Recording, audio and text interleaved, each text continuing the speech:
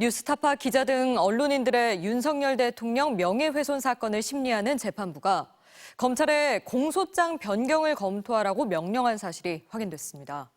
수사 초기부터 언론 탄압 수사라는 비판이 제기됐는데 첫 재판에 이어 또 한 달 만에 검찰을 향해 쓴소리를 한 겁니다. 김상훈 기자의 단독 보도입니다.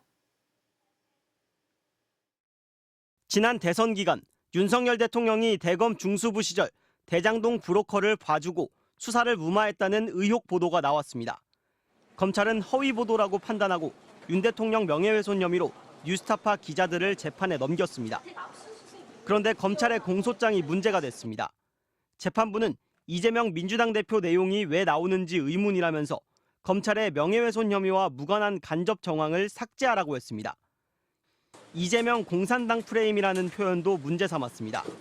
민간업자들이 대장동 개발 비리와 이 대표의 유착 관계를 숨기려고 이재명 후보가 업자들 이익을 빼앗아갔다는 프레임을 만들었다는 겁니다.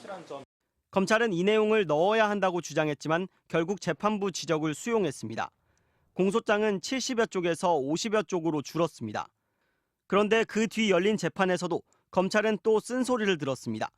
검찰이 PPT로 이재명 공산당 프레임을 또 언급하자 재판부는 검찰 발표를 중단시키며 재판을 하는 것이지 기자들한테 들으라고 하는 소리는 아니지 않냐고 했습니다.